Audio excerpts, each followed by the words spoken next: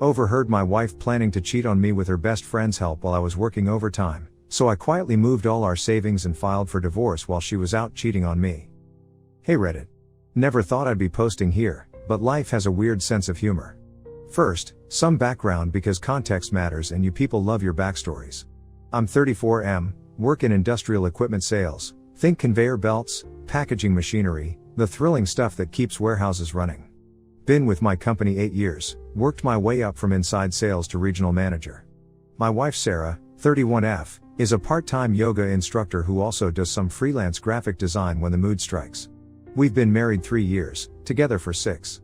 Met at a brewery during trivia night. She was on the team that beat mine because apparently I'm terrible at pop culture questions from the 2000s. Who knew? We got a solid prenup because I'd watched too many of my coworkers get financially destroyed in divorces, and Sarah was surprisingly cool about it. Said she understood wanting to protect what we each brought into the marriage. Here's where it gets interesting. Sarah's been driving this 2019 that's been having transmission issues for months. Not catastrophic failure, but the kind of intermittent problems that make you wonder if today's the day you're calling an Uber to work. She's been dropping hints about wanting something newer, more reliable. Fair enough, I drive a company truck, so I don't really get the daily anxiety of wondering if your car will start. About 2 months ago, she started getting more specific about what she wanted. Showed me listings for this certified pre-owned Subaru Outback, nothing crazy expensive, around $28,000. Problem was, we didn't have that kind of cash sitting around because we'd been aggressively paying down my student loans and the mortgage. But I figured, you know what? She deserves something reliable. She's been patient about the financial priorities, and I could pick up some overtime to make it happen. So I started saying yes to every overtime opportunity. Weekends, evening calls, covering for colleagues on vacation. The industrial equipment world doesn't sleep, Reddit. When a packaging line goes down at a food processing plant, they need it fixed yesterday or they're losing thousands of dollars per hour. I was putting in 65 to 70-hour weeks for about 2 months, socking away every extra penny into what I mentally called the car fund. Sarah seemed understanding about the crazy hours. Said she appreciated me working so hard for something she wanted. Her best friend Monica would come over to keep her company when I was working late, which I thought was nice. Monica's divorced, works for a healthcare startup, and has always been pretty cool. They'd have their wine nights, watch their shows, do whatever it is people do when they're not debugging industrial barcode scanners. Now here's where Reddit's favorite plot twist comes in. Last Tuesday, I finished a site visit early, turned out the emergency was just a sensor that needed cleaning, took me 20 minutes instead of the projected 3 hours. I got home around 7:30 instead of my usual 10 p.m., and heard voices from the kitchen. Sarah and Monica, having what sounded like a normal conversation, so I figured I'd just quietly grab a beer and let them know I was home. That's when I heard Monica say something about timing and Sarah responding that she needed to be careful about when she made her move. Naturally, I assumed they were talking about some work project or maybe planning a surprise for someone's birthday. But then Sarah said she'd been thinking about it more and more, especially with me working so much overtime, and that maybe this was the perfect opportunity to see what else was out there. Monica agreed, said Sarah had been talking about this for weeks and it was time to stop overthinking it. That Sarah deserved to explore her options and see if there was something better suited for her needs. Monica even offered to help with the logistics, apparently she had some connections that could make the whole process smoother. I'm standing there thinking, well that's weird phrasing for whatever project they're planning. Then Sarah said the thing that made my blood run cold. She was worried about the financial implications, but Monica pointed out that she could always come back to her current situation if the new thing didn't work out. That I'd probably be willing to take her back because I'm too nice for my own good. Reddit, I've seen enough episodes of every cheating spouse show on channels like Mark Narrations, Telltales, Marquee etc. to know exactly what kind of conversation I was overhearing. This wasn't about birthday parties or work projects. This was about my wife planning to have an affair and treating our marriage like a backup plan. I very quietly set my beer down and walked back to my truck. Sat there for about 10 minutes trying to process what I'd just heard. Then I drove around for another hour before coming home and acting like nothing happened. Sarah asked how my day went, I said fine, and we went to bed like normal. The next few days were surreal. Sarah kept dropping hints about needing some space to figure things out, about feeling like she'd been in the same routine too long. She asked if I thought people could love each other but still need to explore other connections. Real subtle, right Reddit? Friday night, she finally worked up the nerve to have the conversation, said she'd been doing some thinking and felt like we'd gotten married young, we were 28 and 31, but okay, and that maybe she needed some time and space to make sure this was really what she wanted. That she loved me but wasn't sure she was in love with me anymore. All the greatest hits from the I Wanna Cheat But Make It Sound Noble playlist. She suggested maybe she could stay at Monica's place for a few weeks, just to get some perspective. Really think about what she wanted. And hey, if we were meant to be together, we'd find our way back to each other, right? I asked her directly if there was someone else. She said no, of course not, she would never do that to me. She just needed to be alone and figure herself out. Monica had offered to let her crash at her place, and maybe they could take a little trip somewhere to clear her head. So I said okay. If that's what she needed, I understood. I'd keep working, keep saving money, and give her all the space she needed to figure things out. What I didn't tell her was that I'd already called a divorce attorney Thursday morning. Sarah moved out Sunday. Took her clothes, her laptop, some books, the usual stuff for a temporary separation. Hugged me at the door and said she hoped we could work things out, that this wasn't necessarily the end, just a pause to gain some clarity. Monday morning, I went to the bank and moved all of our savings, including the $12,000 car fund I'd been building, into a new account in just my name. Thanks to our prenup, I was well within my rights. Her name wasn't on my work accounts anyway, and the joint checking account I left alone except for moving out my direct deposit. Tuesday, I had the divorce papers drawn up. Nothing vindictive, just a straightforward dissolution citing irreconcilable differences. Thanks to the prenup, it's pretty clean, we each keep what we brought in, split the house proceeds if we sell, no alimony. Wednesday, Sarah texted asking if I'd had any thoughts about us and whether I was ready to have a real conversation about working on our relationship.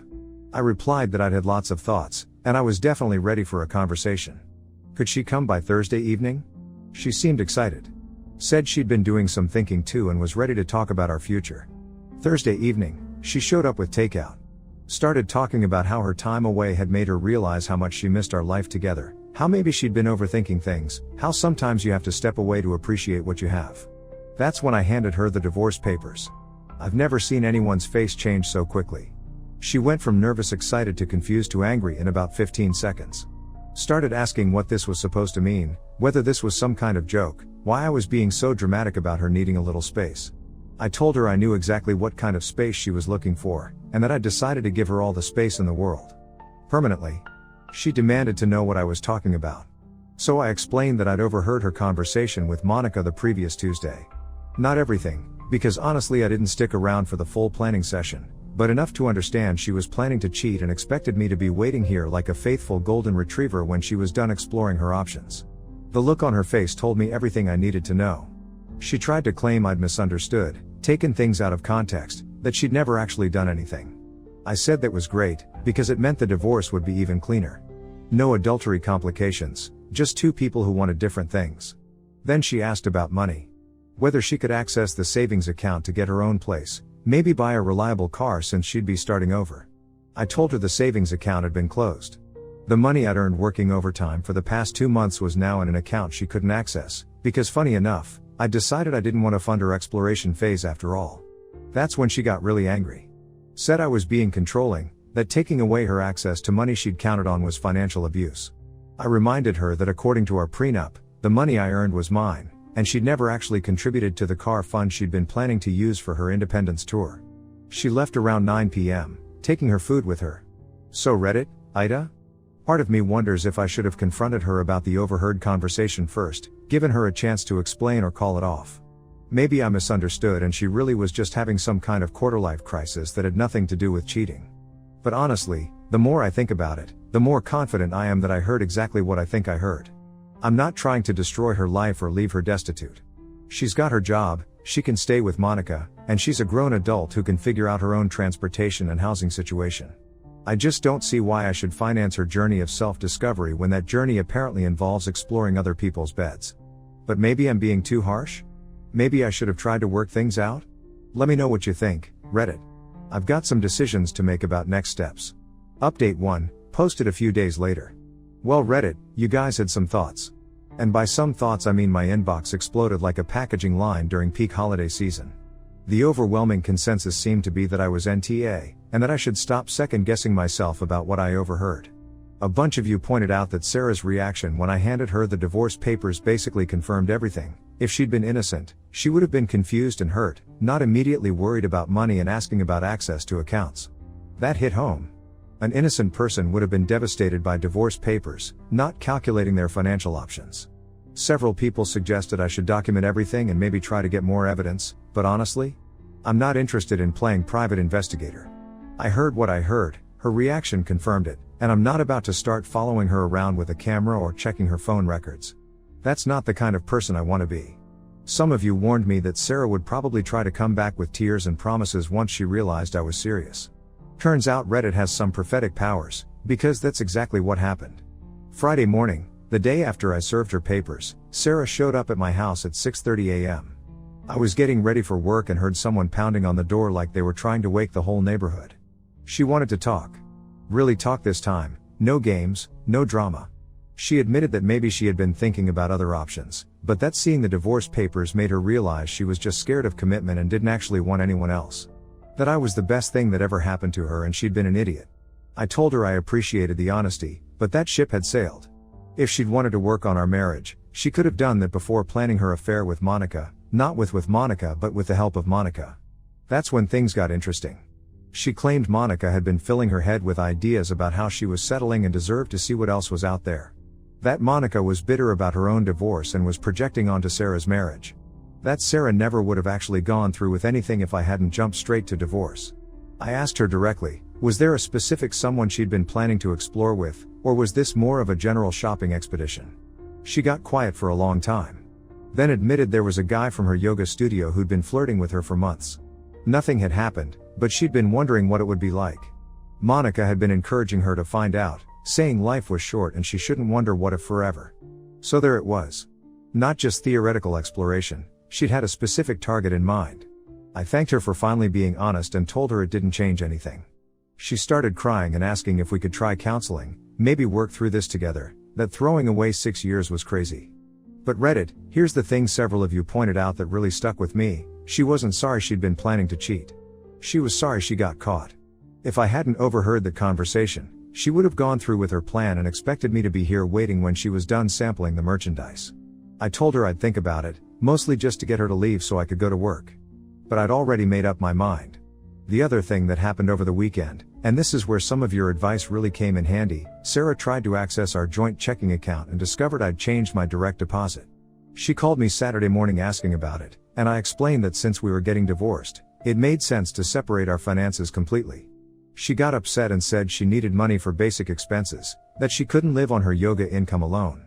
I reminded her that according to the prenup, we were each responsible for our own expenses during separation proceedings. She could increase her hours, take on more graphic design clients, or figure out some other solution. Several of you had suggested I should be prepared for her to claim she couldn't support herself and needed spousal support, so I was ready for that conversation. Turned out to be good advice.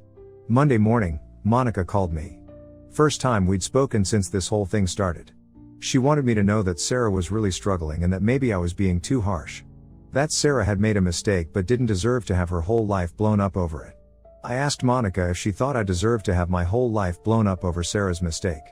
If she thought I should have just quietly funded Sarah's affair and waited patiently for her to decide whether she wanted to keep me or trade me in. Monica got quiet.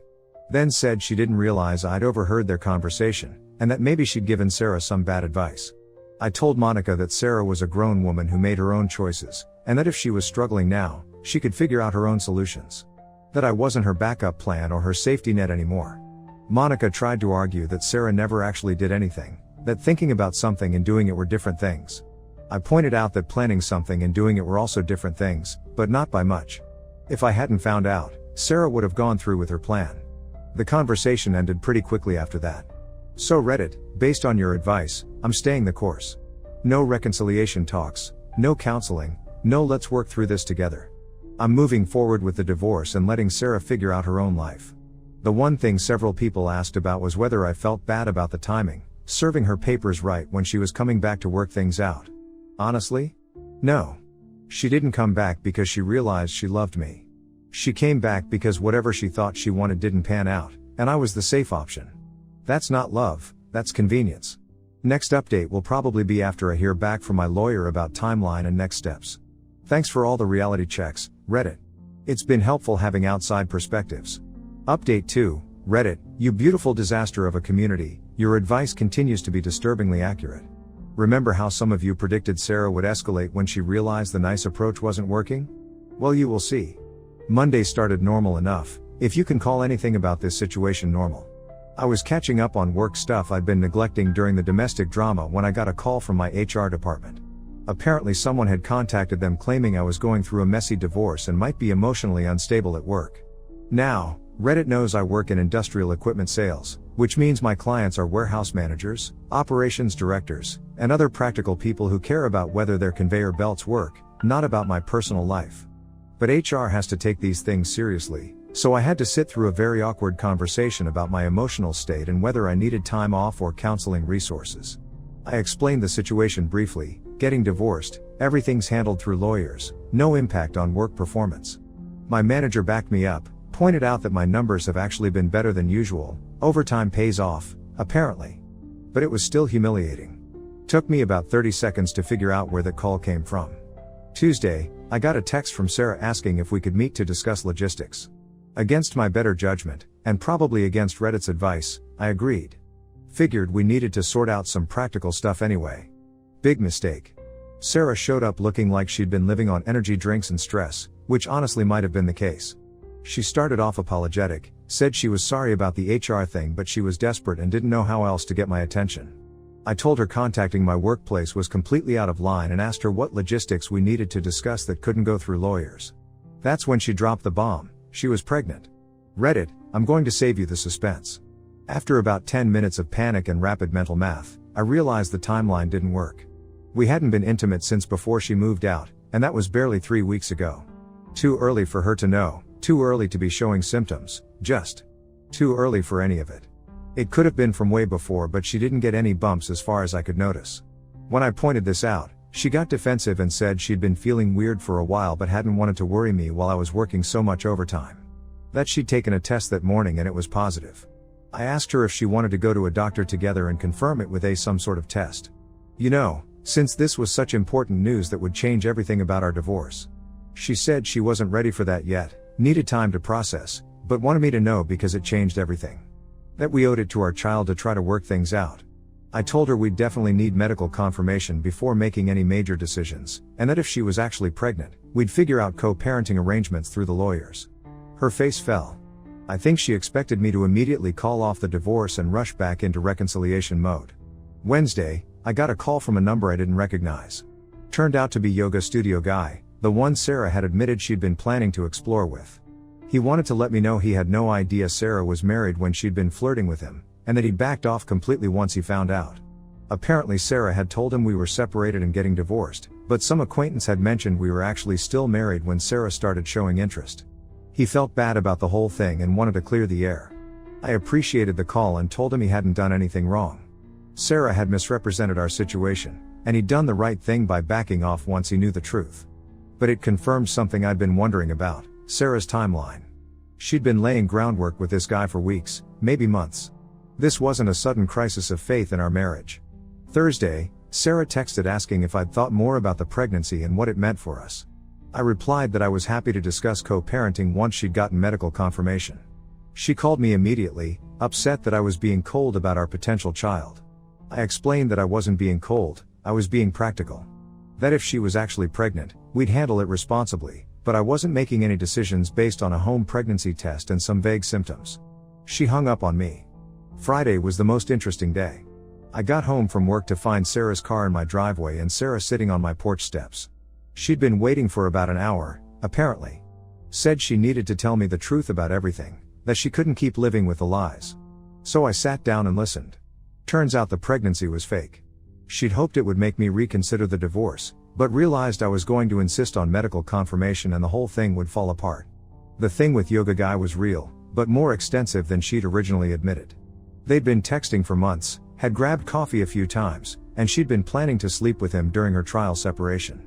Monica had been encouraging the whole thing, telling Sarah she deserved to see what else was out there before settling down permanently. But when Sarah actually tried to make a move, yoga guy had backed off because he'd found out she was still married. That's when she realized her grand plan wasn't going to work out like she'd imagined.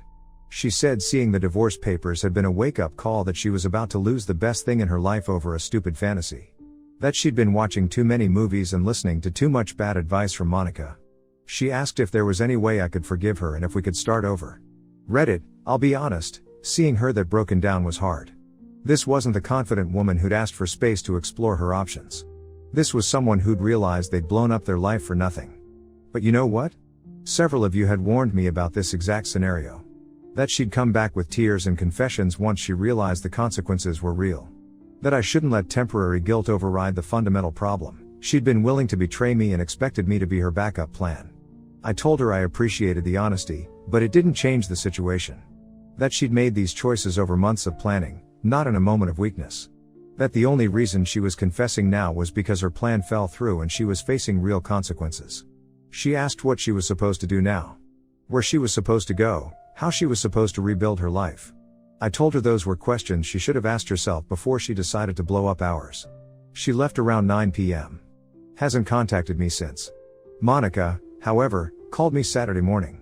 Apparently Sarah had been staying with her and was in a really bad place. Monica wanted to know if I was satisfied with destroying Sarah's life, or if I might consider showing some mercy.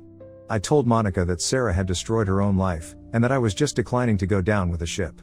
That if Monica was really Sarah's friend, she'd help Sarah figure out how to move forward instead of trying to guilt me into rescuing her. Monica said I was being heartless. I said I was being practical. The conversation didn't last long after that. So Reddit, divorce is moving forward, no more fake pregnancies or workplace harassment, and I'm apparently the villain for not accepting the role of backup husband. Your advice about staying strong and not falling for manipulation tactics has been spot on.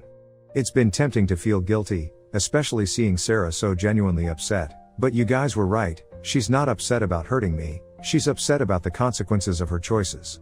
Thanks for keeping me sane through all this, Reddit. Update 3, Reddit, remember how I thought things were settling down? Yeah, that was adorably naive of me. Your collective wisdom about Sarah not going quietly into that good night was, once again, disturbingly accurate. This week brought a masterclass in why you should never underestimate someone's capacity for creative problem solving when their back's against the wall.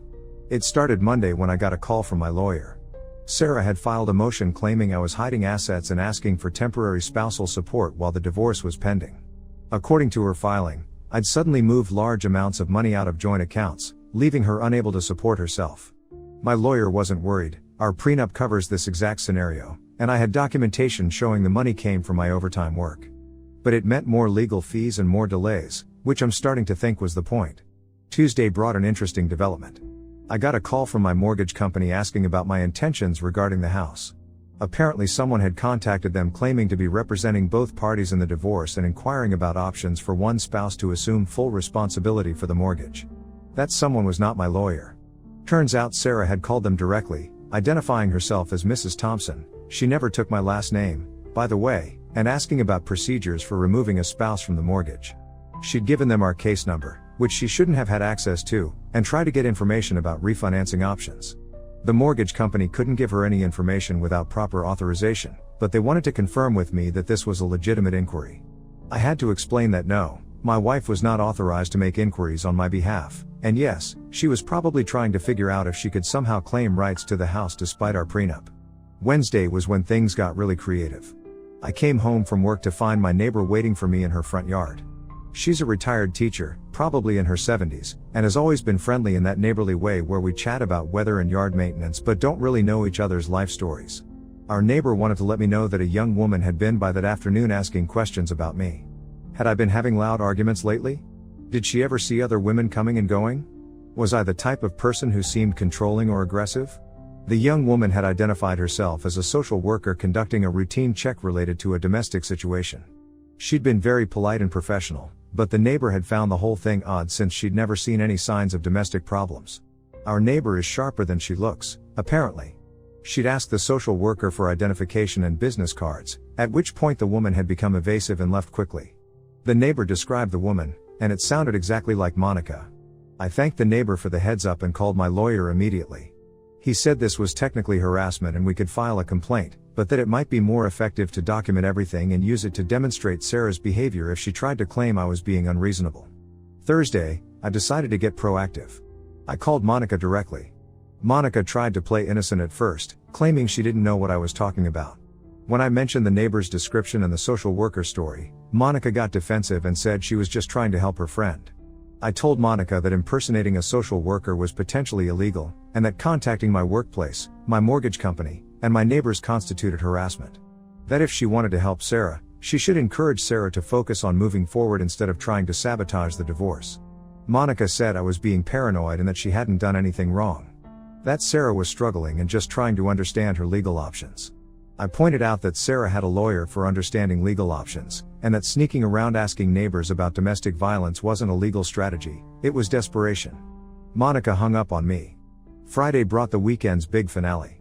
I was working late, legitimately this time. We had a packaging line emergency at a food processing plant, and got home around 10 p.m. to find my front door slightly ajar. Reddit, I've watched enough true crime shows to know you don't just walk into a house with an open door. I called the police from my truck and waited for them to arrive. Officers showed up and did a walkthrough of the house. No signs of forced entry, nothing missing that they could see, but I found something interesting: a set of keys on my kitchen counter. Turns out they were Sarah's keys to the house. She'd apparently let herself in, looked around, and left the keys behind. No note, no explanation, just the keys. The officers asked if I wanted to file a report. I said no, not this time, but I wanted it documented that Sarah had been in the house without permission and had returned her keys. One of the officers asked if this was part of a domestic situation. I gave her the brief version. The officer said they see this kind of thing more often than people realize. That divorces can bring out behavior in people that surprises everyone, including themselves. She suggested I change my locks and consider a security camera, just to protect myself if things escalated further. Saturday morning, I changed the locks. Spent the afternoon installing a basic doorbell camera system, something to record who comes and goes. Monday morning brought a call from my lawyer with good news and bad news. Good news, Sarah's motion for spousal support was denied. The prenup held up exactly like it was supposed to, and the judge wasn't impressed with her claim that I was hiding assets. Bad news, Sarah's lawyer had filed for an extension, claiming they needed more time to review financial documents. Which means more delays and more legal fees, but probably not enough to change the ultimate outcome. My lawyer said this was pretty normal for contentious divorces. That Sarah was probably buying time hoping I'd get tired of the legal fees and agree to some kind of settlement. He asked if I wanted to explore mediation or if I preferred to see it through to the end. Reddit, this is where your advice has been invaluable. A few months ago, I might have considered mediation just to get it over with. But you guys have consistently pointed out that giving in to manipulation just encourages more manipulation. I told my lawyer to see it through to the end. So that's where we stand. Sarah has apparently moved on from fake pregnancies and workplace harassment to amateur detective work and breaking and entering. Monica is cosplaying as a social worker. And I'm learning that divorce brings out creativity in people that you never knew existed. Thanks for keeping me grounded through all this, Reddit. Your advice to expect escalation and not take it personally has been more helpful than you know. Without this community reality checking my reactions, I might have talked myself into feeling guilty about Sarah's breakdown or Monica's harassment campaign.